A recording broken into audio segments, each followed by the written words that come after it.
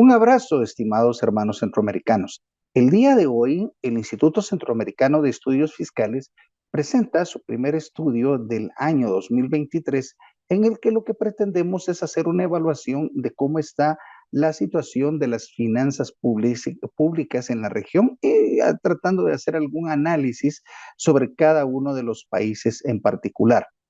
Antes de empezar la presentación, quisiera recordar a nuestros estimados amigos que el día de hoy platicaremos sobre las finanzas públicas, no sobre la política fiscal.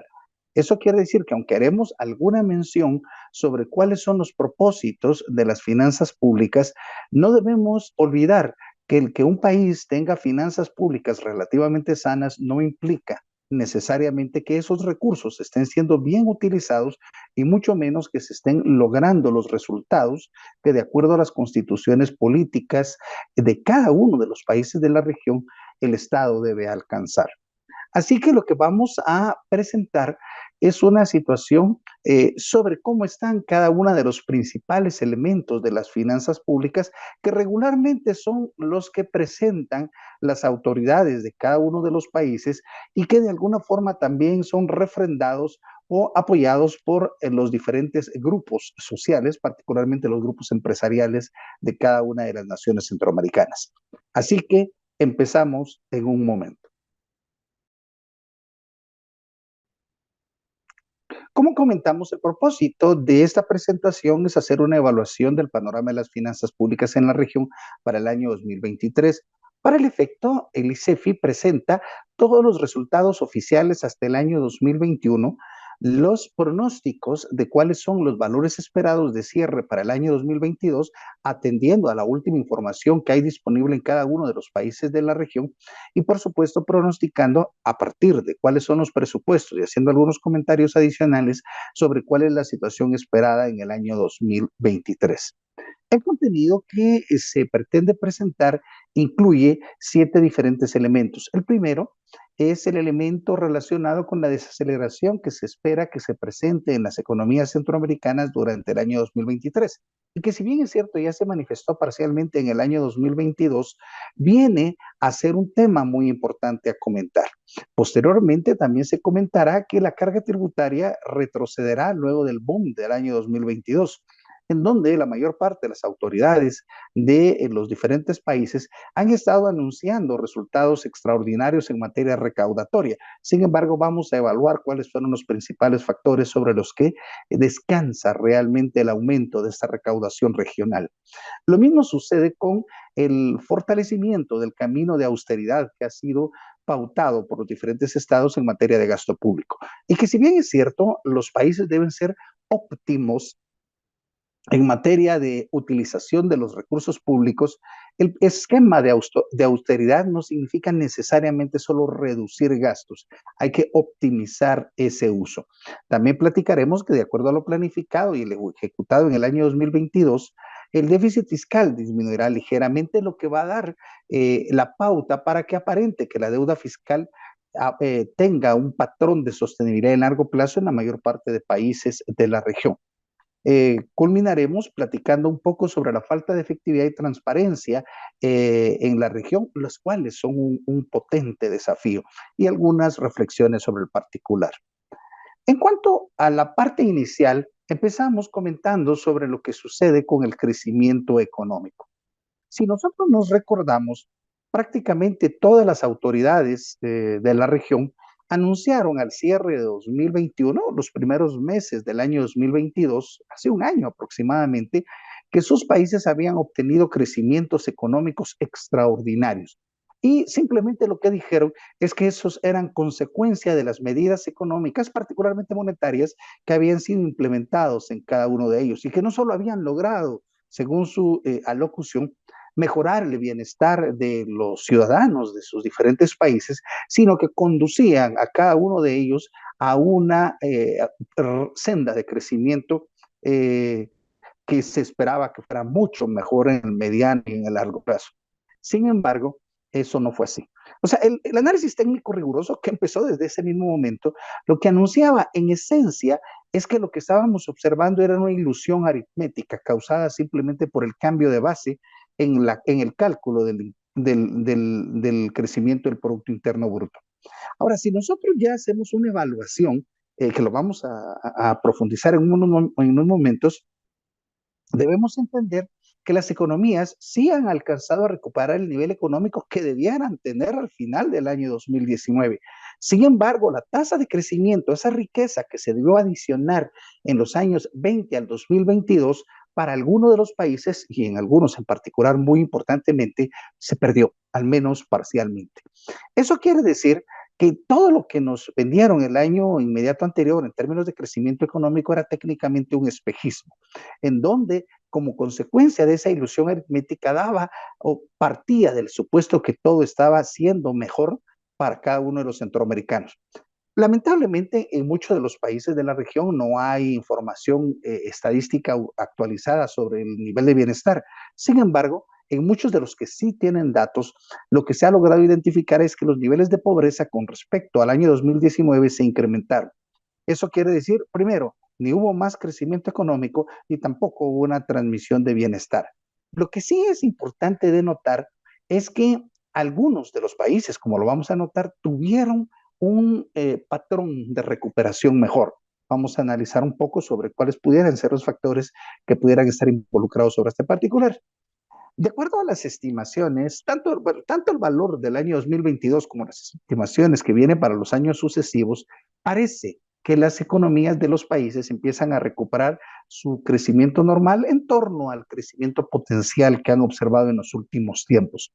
Sin embargo, particularmente para el año 2023, esta recuperación va a depender mucho de lo que suceda en el entorno internacional, porque una buena cantidad de los socios comerciales, los principales países desarrollados del mundo, tendrán una desaceleración en su actividad económica, lo que muy potencialmente, muy probablemente, va a disminuir esta velocidad de importar para ellos, exportar para nosotros, lo que de alguna forma va a tener algún impacto para la población centroamericana. Pero también, particularmente en el caso de Estados Unidos y de algunos países de Europa, esa disminución del crecimiento pudiera impactar ligeramente, al menos eso esperamos, a el empleo en sus países, lo que pudiera ocasionar una reducción del ritmo de crecimiento de las remesas, que para algunos países, particularmente para los llamados del CA4, son una fuente importantísima de recursos, no solo para mantener la estabilidad cambiaria de largo plazo, sino también para financiar el consumo, especialmente el consumo directo, el consumo de la población de más bajos recursos. También debemos comentar, y eso es un tema que habrá que evaluar conforme pase el tiempo, que en términos generales, prácticamente la visión de crecimiento de las autoridades de cada país, particularmente las autoridades monetarias, que son los bancos centrales, los que normalmente ofrecen esta información, es mucho más optimista que la planteada por las organizaciones internacionales.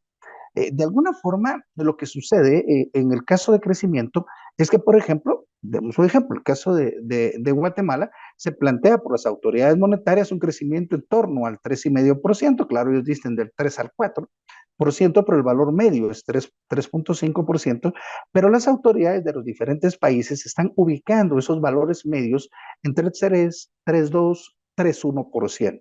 En otros países, como en el caso de El Salvador, las autoridades han sugerido una tasa de crecimiento medio en torno al 2,5%, pero algunas autoridades internacionales, estas instituciones, han sugerido que esa tasa de crecimiento se ubicará entre 1,7 y 1,8%.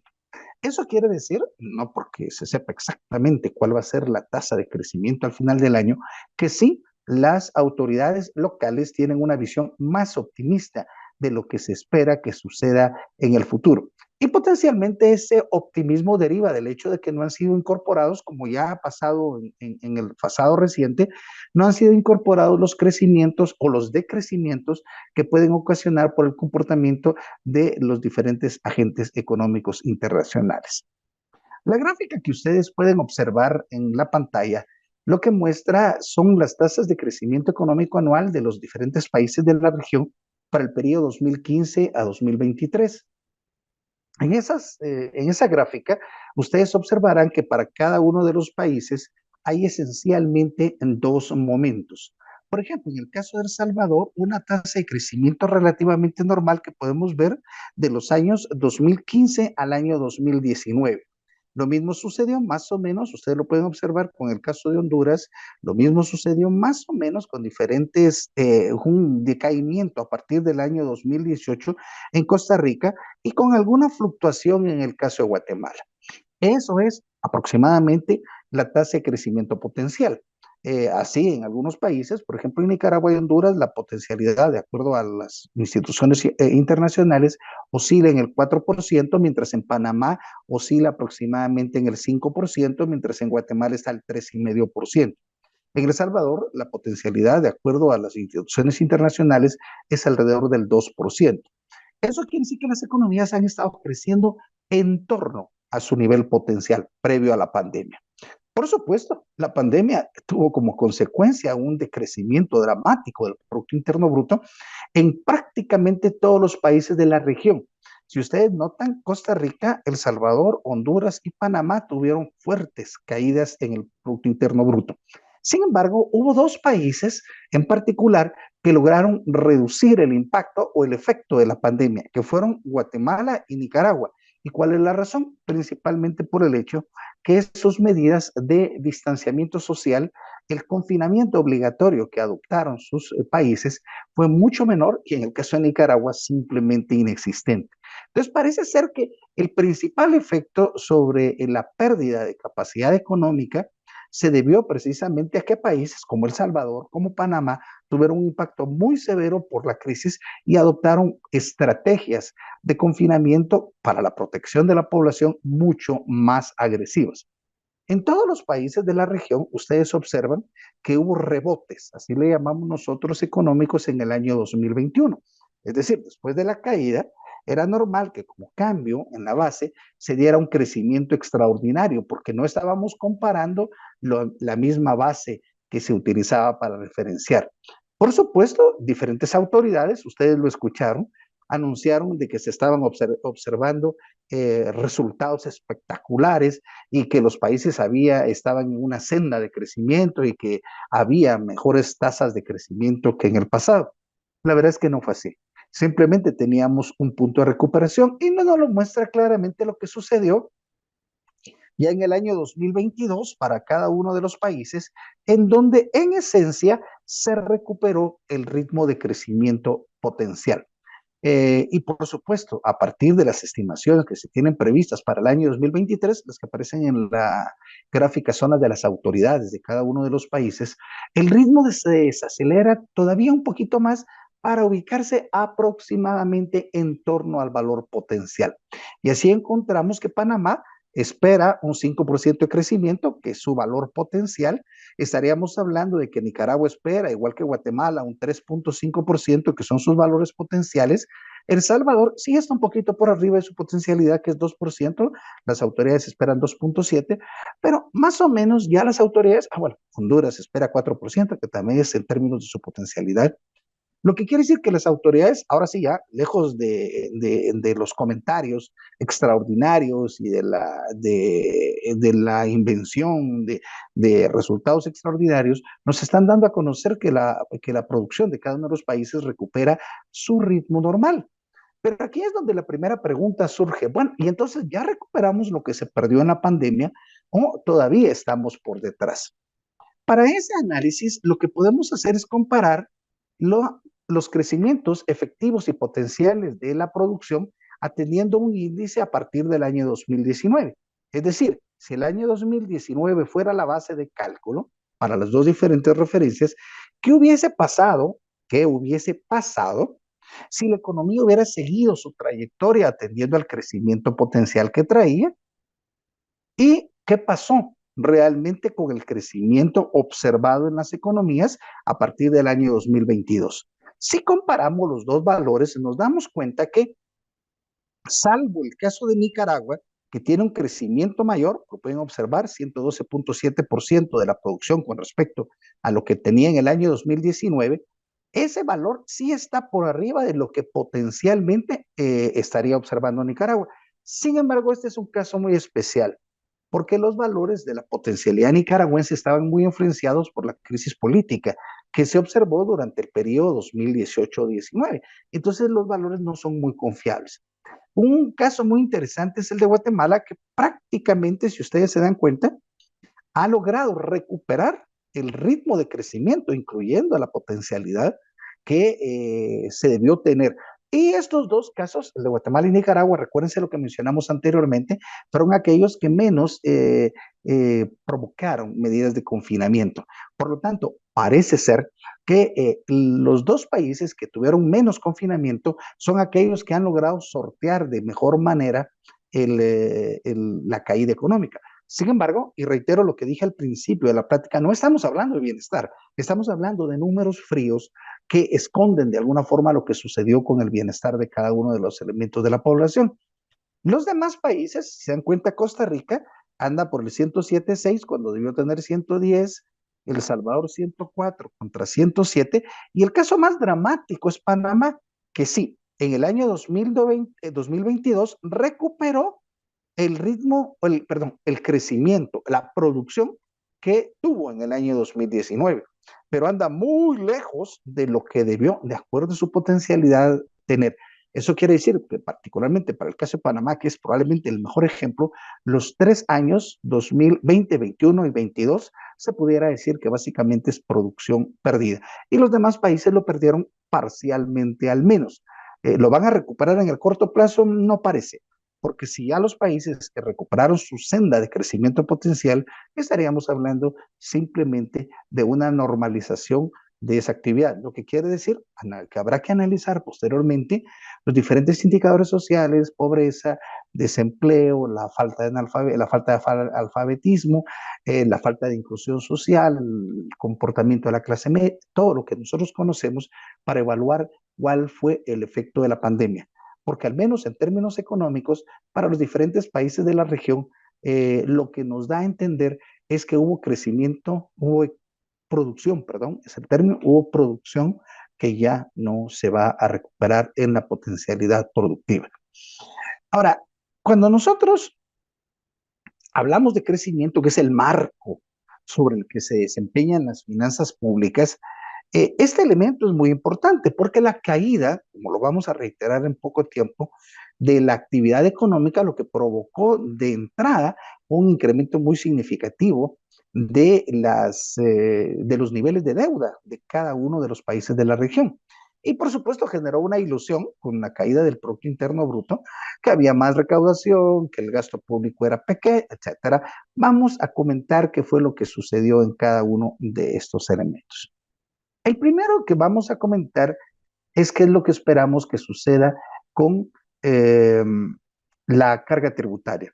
De alguna forma, nosotros debemos comprender, y como lo vamos a ver, que el año 2022 fue un año relativamente atípico, al extremo que algunos comentaristas y analistas internacionales lo bautizaban como un año que estaba dando a conocer una especie de tormenta perfecta, porque mientras habían fenómenos que venían del periodo pasado, en donde estaban provocando todavía un efecto inflacionario, también habían algunos efectos que lo que estaban provocando es un intento por disminuir el ritmo de crecimiento.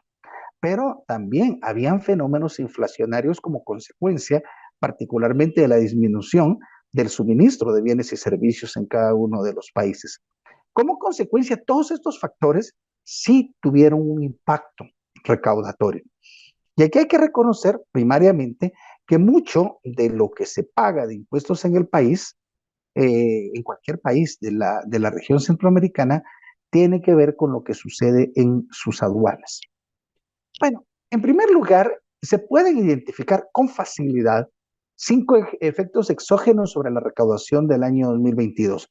Y si bien es cierto, no estamos menospreciando para nada el esfuerzo administrativo que pudieran tener algunas de las administraciones tributarias regionales, parece ser que la mayor parte del efecto de incremento recaudatorio que se dio durante el año 2022 deriva simplemente de ciertos factores internacionales temporales, y esto es muy importante, temporales, que elevaron la recaudación en el año 2022. Sin embargo, muchos de estos factores no se espera que vayan a tener un comportamiento de largo plazo, o al menos que no se sigan no se espera que siga teniendo esa dinámica de crecimiento en este año 2023 y sucesivos.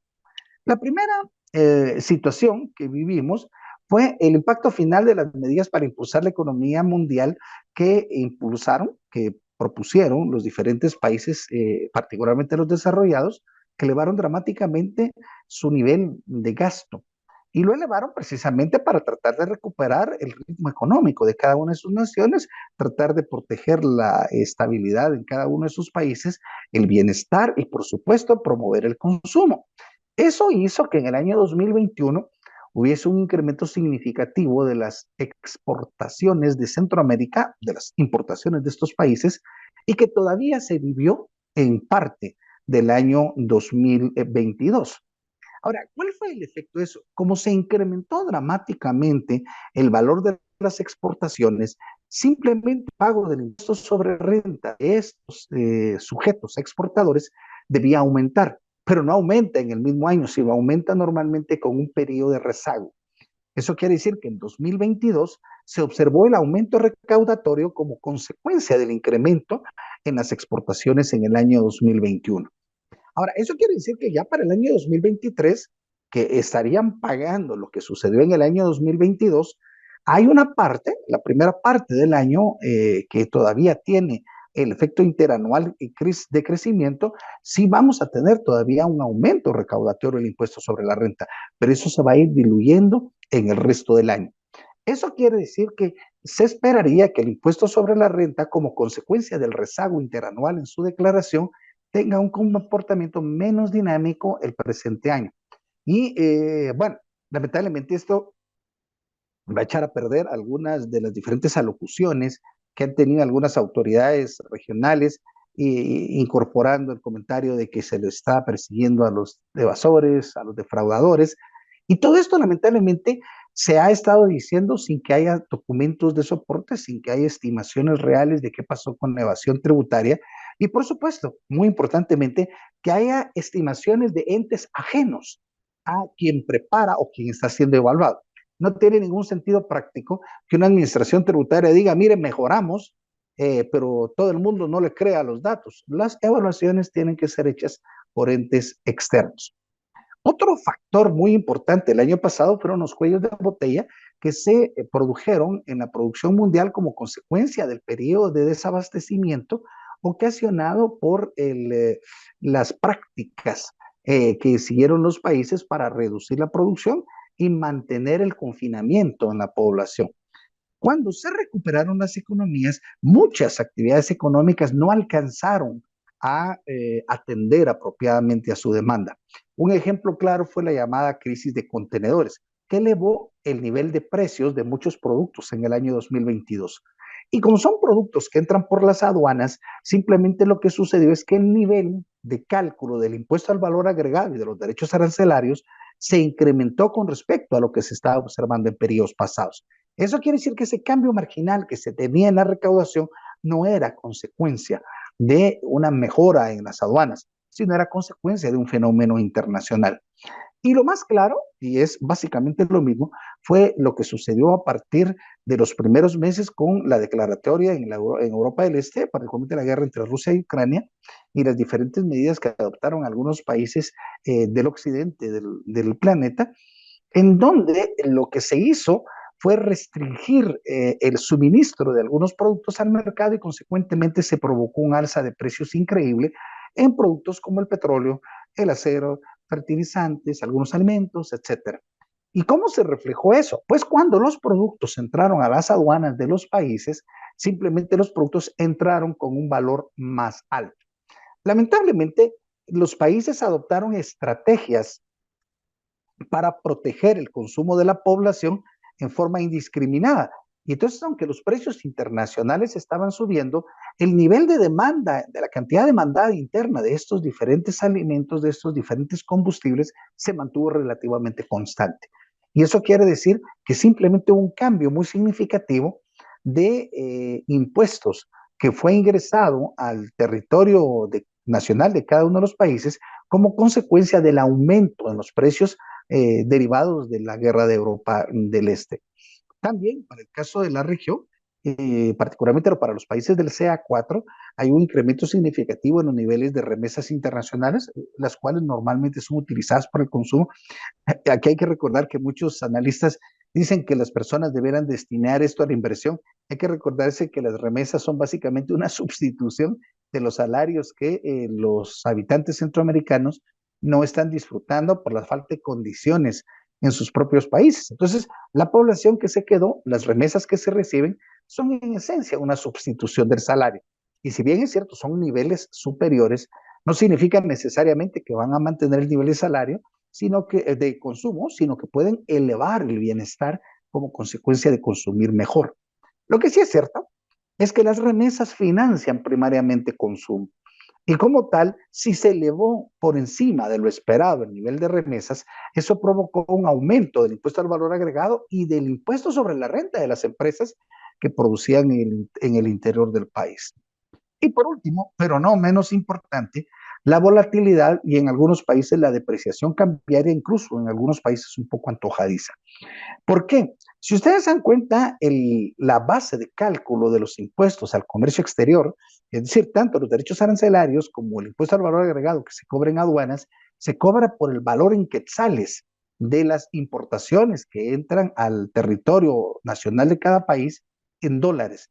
Y consecuentemente, si los tipos de cambio subieron dramáticamente, o al menos tuvieron mucha volatilidad, lo que sucedió es que la base gravable de cada uno de esos productos se incrementó dramáticamente contra lo que tenía el año inmediato anterior. Como consecuencia, para cada país en diferente dimensión, hay un impacto muy significativo sobre la recaudación de impuestos por fenómenos ajenos a la característica y a la calidad de recaudación que tiene cada uno de los países. Esto es muy importante porque, si bien, reitero, no se está menospreciando el esfuerzo administrativo, también hay que dejar claro que un altísimo porcentaje de lo que se aumentó la recaudación en el año inmediato anterior es resultado de consecuencia de aplicación de factores exógenos. ¿Qué esperamos para el año 2023? Pues una pérdida recaudatoria porque no se van a repetir todos estos fenómenos que acabamos de platicar.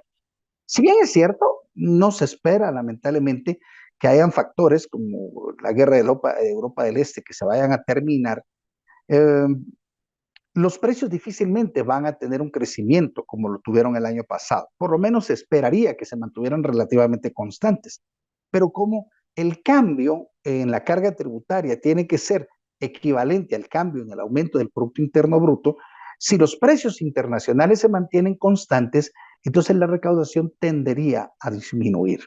Nuestra apreciación preliminar es que los niveles recaudatorios de cada uno de los países debieran tender a ubicarse más o menos a los mismos niveles que estuvieron al cierre del año 2021. En esta gráfica, ustedes podrán observar con mayor detenimiento lo que conversamos. Bueno, en primer lugar, es muy claro evidenciar que la recaudación de la región centroamericana, el país que más tiene recaudación al cierre del año 2022 es El Salvador. Ustedes lo pueden observar que tiene 20.7% de carga tributaria del gobierno central. Es decir, no incluye, como en todos los demás países, la recaudación que deriva de las cuotas de seguridad social y por supuesto tampoco las de las municipales, por razones de consistencia y en algunos países por falta de identificación de cifras. Eso quiere decir que ustedes se dan cuenta, en los países en donde se paga más impuestos relacionados con el gobierno central son El Salvador, Honduras y Nicaragua. Oh, en orden, El Salvador, Nicaragua y Honduras. Y el país de la región en donde se paga menos impuestos es en Panamá. Sin embargo, hay que tener mucho cuidado con el análisis panameño, porque una de las causas por las que Panamá tiene pocos impuestos es porque una gran parte del financiamiento de las funciones públicas es con los ingresos que derivan de los peajes del canal de Panamá. Por lo tanto, Panamá tiene una justificación porque tiene unas fuentes adicionales.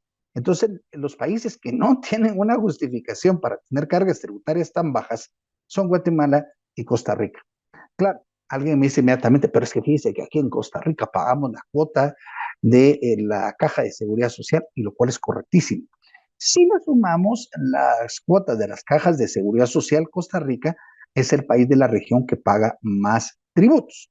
Sin embargo, el problema es que la política fiscal y las mejoras al bienestar de la población en general se financian con recursos del gobierno central. Y entonces nos damos cuenta que el hecho de que Guatemala tenga una carga tributaria tan baja explica por qué el nivel tan pobre de bienestar de su población, pero también explica para el caso de Costa Rica la situación tan complicada que ha estado teniendo en los últimos años, en donde incluso a pesar de hacer una reforma fiscal a partir del año 2018, la recaudación, como se anunció en su momento, no se ha incrementado dramáticamente, haciendo urgente la revisión de lo que sucede realmente en ese país. Como ustedes denotarán, todos los países de la región, Costa Rica aumentó 0.3, El Salvador aumentó 0.4, Guatemala aumentó 0.4, Honduras aumentó 0.3, Nicaragua aumentó 0.4 y Panamá, que fue el que más aumentó simplemente 0.9 puntos en el año 2022 de la recaudación. Lo que nos da a entender es que estos factores, si tomamos como patrón los menores efectos, quiere decir que por lo menos 0.3 del Producto Interno Bruto de cada uno de los países de la región derivaron de ingresos por factores exógenos, como los que mencionamos. El incremento adicional puede derivar simplemente de otro tipo de mejoras. Pero también ustedes se dan cuenta que todos los países de la región, a excepción de Panamá, están preparando una disminución de la carga tributaria para el año 2023 a partir de lo que está considerado en su presupuesto. Y es razonable. Lo que no es razonable es que los niveles sean tan bajos, porque lo que se esperaría es que la carga tributaria se ubicara en torno a lo que fue observado en el año 2021, aproximadamente. Y entonces hay países que, por ejemplo, el caso de Honduras, que es probablemente el país que mejor hizo su estimación, la recaudación esperada para el año 2021, perdón, para 2023 es muy parecida a la del año 2021. Pero hay otros países, como el caso de Guatemala, que simplemente de la recaudación que está considerada en el presupuesto, la desplomaron como una práctica ya muy antigua en Centroamérica de subestimar los valores que están considerados en el presupuesto simplemente para beneficiar a ciertas autoridades y facilitar el movimiento, la discrecionalidad en el manejo de las finanzas públicas. Para el caso particular de Guatemala, se esperaría que al cierre del año 2023 la carga tributaria mínima esperada se ubicara entre 11.7 y 11.9%. Es decir, sí, se espera una disminución, pero no a los niveles como están.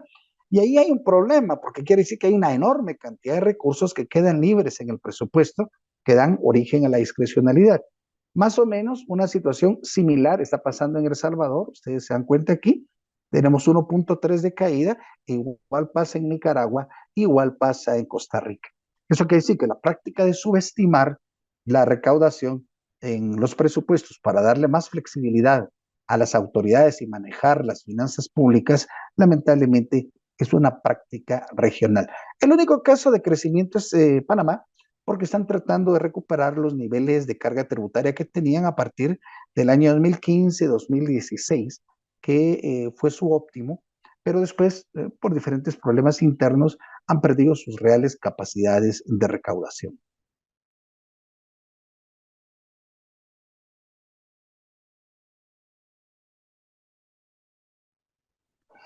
Ahora bien, el análisis de la carga tributaria es insuficiente si no evaluamos qué se hizo con los recursos públicos.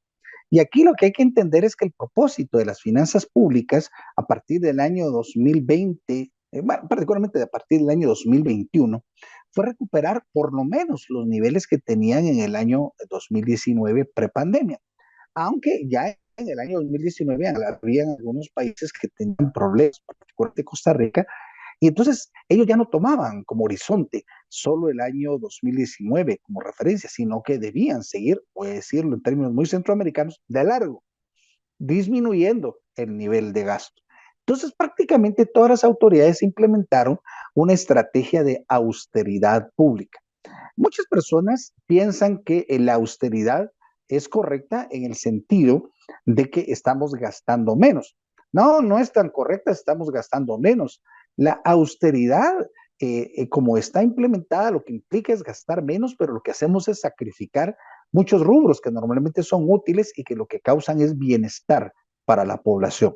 Lo que debe hacerse es optimizar el gasto y, por supuesto, recortarlo en aquellas áreas como prestaciones inapropiadas para determinados grupos de funcionarios, congresistas, miembros de las cámaras judiciales, etcétera, que no tienen sentido, eliminar aquellos gastos discrecionales para diferentes autoridades como gasolina, seguros privados, etcétera, que no tiene sentido que la población que está necesitada esté pagando. En eso estamos totalmente de acuerdo. El punto está en de que normalmente lo que se termina haciendo en muchos de los países es eliminando los gastos de inversión, que de alguna forma potencian la capacidad de respuesta del sector público, o simplemente se reducen algunos niveles de salarios y empleo, lo que hace que sea más difícil que el sector público pueda atender. Entonces, de alguna manera, sabemos y nos damos cuenta que el propósito sigue siendo el replantear la estrategia de austeridad. El punto no es que la estrategia de optimización de recursos sea malo. El problema es que la austeridad, como se ha estado desarrollando, va a implicar impactos sobre el bienestar de la población en el mediano plazo. Y que no se nota, como lo vamos a platicar al final, debido a que en los países de la región difícilmente, prácticamente nadie hace una evaluación real de cuál es el impacto que se tiene sobre el bienestar de la población. Entonces, el gasto regional en el año 2019 era de 19.1% del Producto Interno Bruto. Ya en el presupuesto para el año 2023 se estima que va a ser de 19.3%, o sea, muy cercano. Sin embargo, si excluimos el caso de Honduras, que tiene un crecimiento significativo en el año 2023, prácticamente todos los demás países en promedio tienen lo mismo que se observaba prepandemia. Ahora, hay un caso particular de Costa Rica y lo vamos a platicar en un momento, que es que en su presupuesto para el año 2013 está planificando un nivel de gasto equivalente al año 2013. Eso quiere decir que hay una pérdida de una década en materia de gastos, particularmente en salarios y gastos de inversión.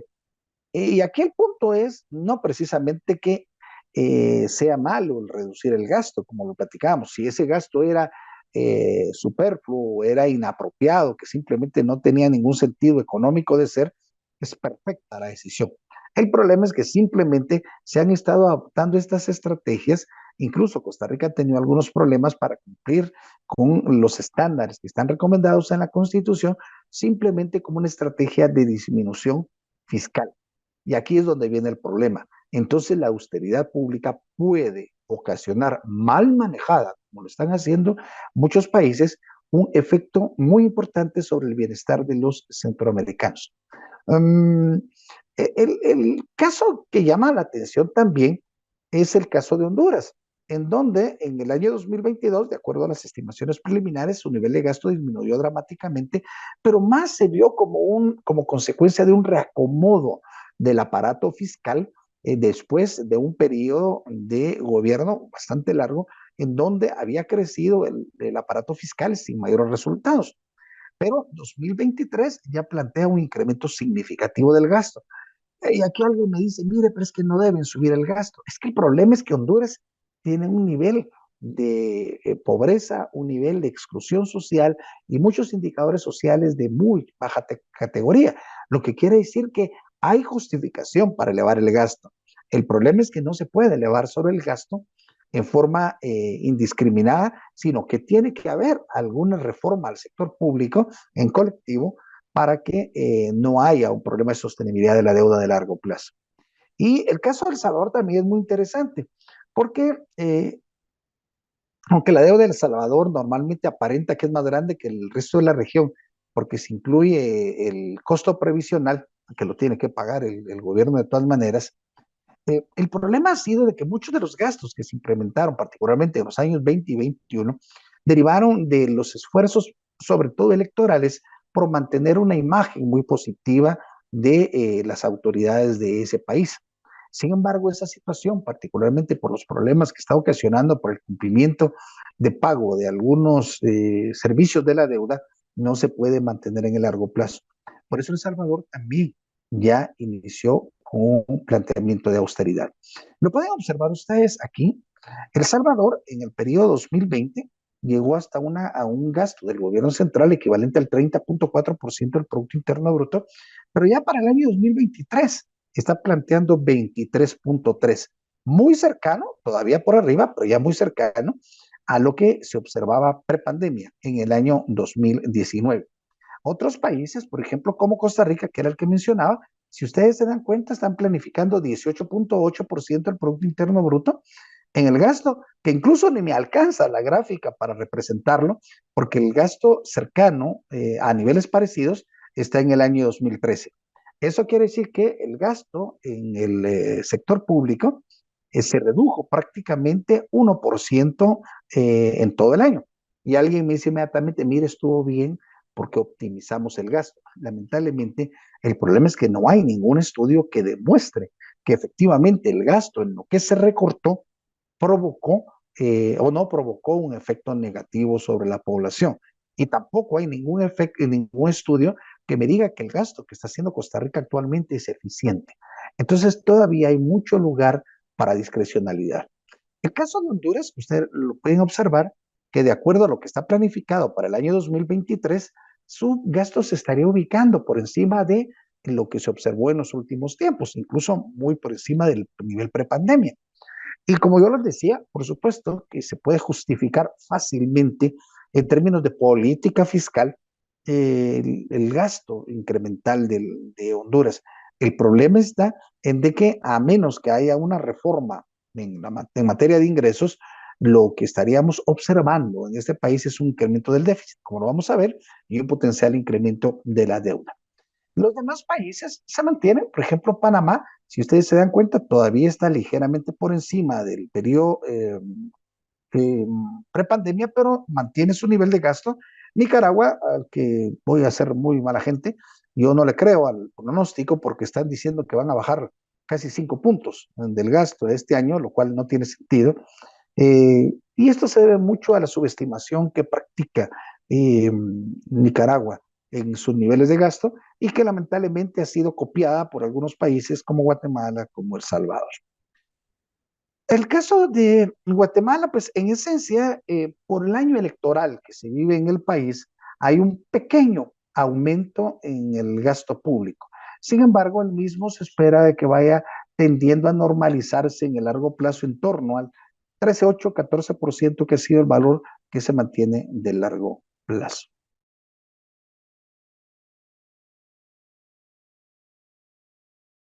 Atendiendo a lo que se espera en el comportamiento de los ingresos y del gasto para el año 2023 y al observado ya en el año 2022, lo que se puede evidenciar es que el déficit fiscal en forma regional va a disminuir relativamente, pero va a enfatizarse en algunos países. Por ejemplo, el déficit fiscal para el año 2022 fue de 2.6% del Producto Interno Bruto, ya inferior al 3.1% que había en 2019.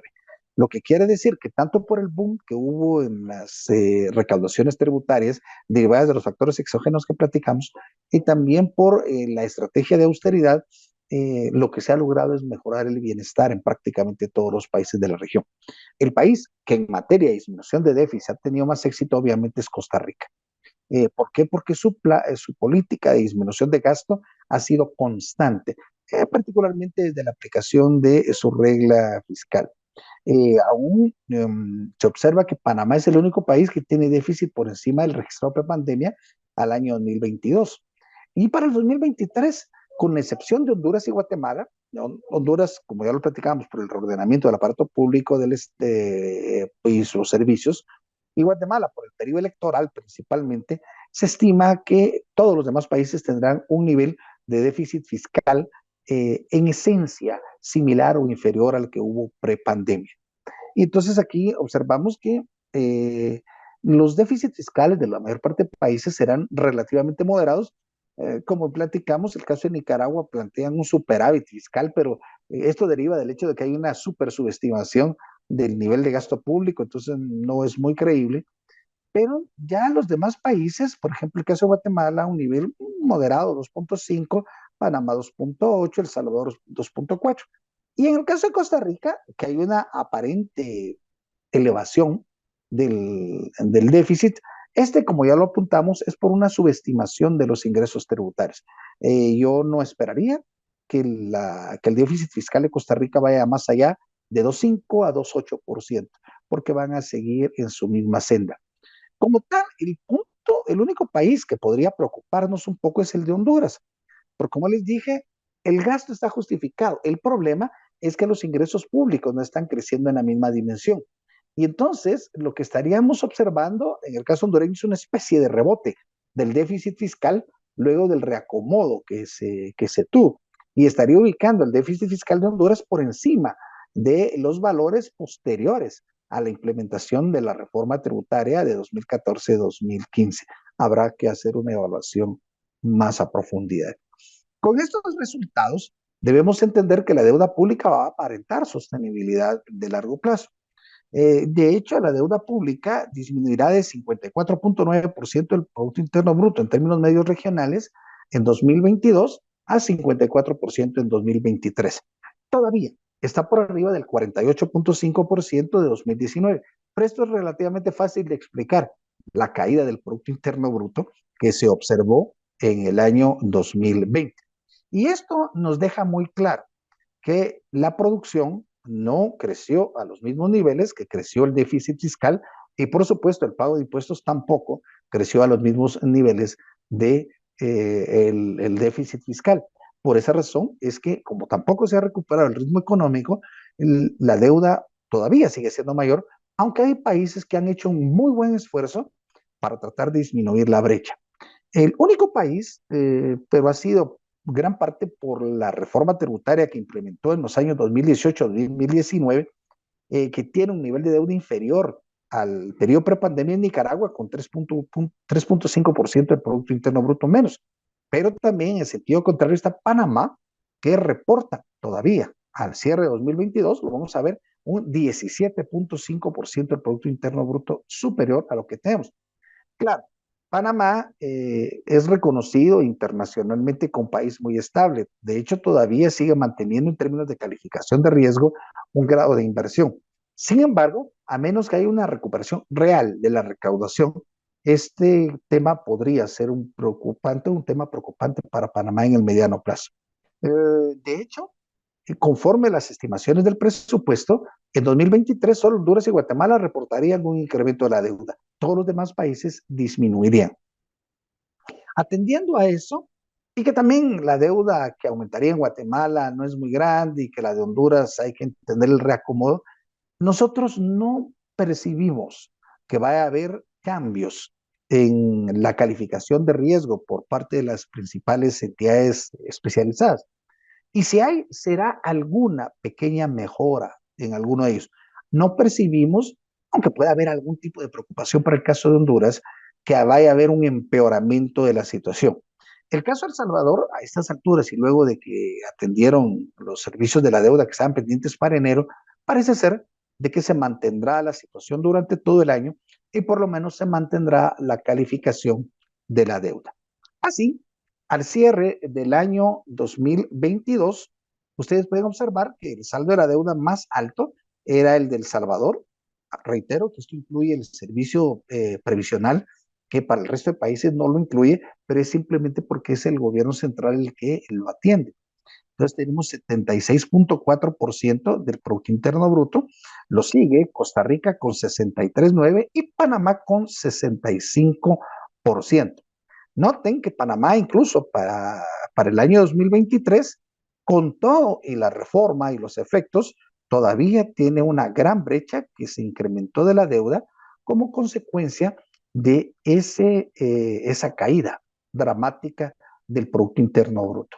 Los demás países, ustedes observan, Nicaragua aumentó, pero disminuyó posteriormente su recuperación económica y los resultados de la reforma tributaria, y Guatemala que salvo una pequeña grada que tiene, dado que es un país con una política de austeridad histórica, no tiene mayores problemas.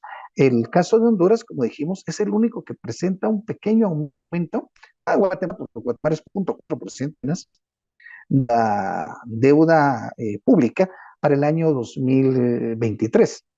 Sin embargo, habría que analizarlo en el mediano plazo.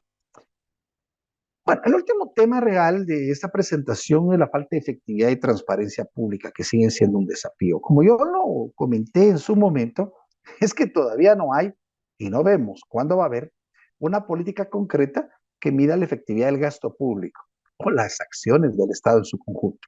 Entonces se nos dice, mire, vamos a bajar el gasto. Y sí, claro, se baja el gasto, pero lo que se observa es que no se bajó el gasto de los congresos de la República y se le sigue pagando una serie de prestaciones adicionales a muchos funcionarios públicos, mientras que lo que se sacrificó fueron los salarios de la gente de bajo nivel que sí atiende a la población, o simplemente se sacrificaron los gastos de inversión que realmente potenciaban el bienestar de la población. O peor aún, se dejan de adquirir bienes y servicios que en condiciones normales son de utilidad para la prestación de los servicios públicos.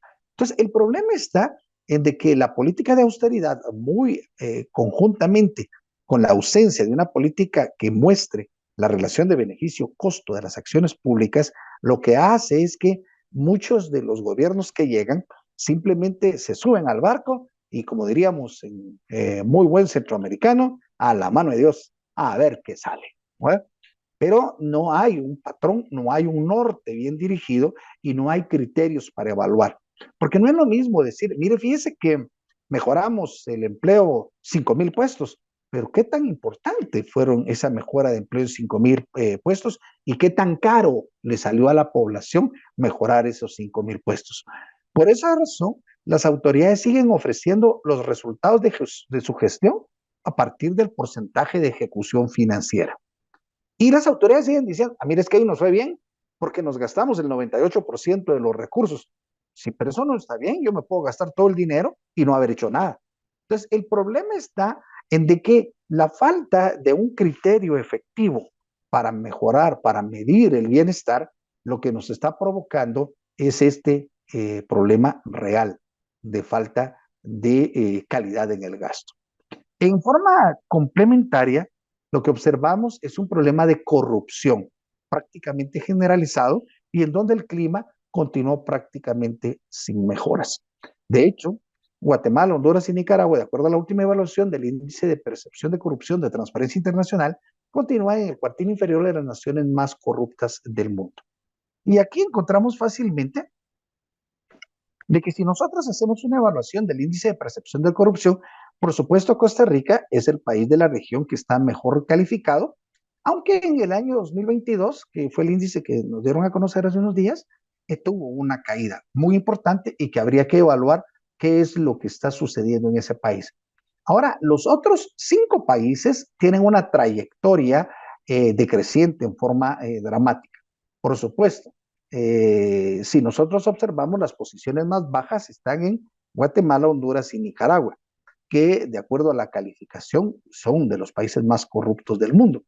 Y no se nota que haya algún cambio. Si ustedes observan, las posiciones de Nicaragua, Guatemala y Honduras no han mejorado, salvo Nicaragua en el año 2020. Los otros países, ustedes observan en el caso de Guatemala, desde el año 2000, no, toda la serie, no ha habido un solo cambio positivo. Todavía Honduras hubo alguno. Y el único país de la región que mejoró un poquito en el año 2022 fue el año perdón, el gobierno de Panamá. Bueno, algunas reflexiones para terminar esta presentación.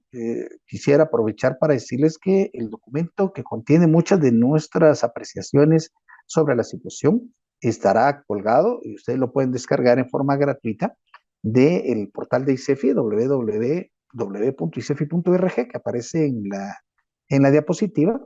Por supuesto, si hay alguna inquietud sobre algún tema que ustedes quisieran que ampliáramos, me pueden enviar la inquietud al sitio que será comunicado oportunamente y nosotros trataremos de responderlas con la mayor brevedad.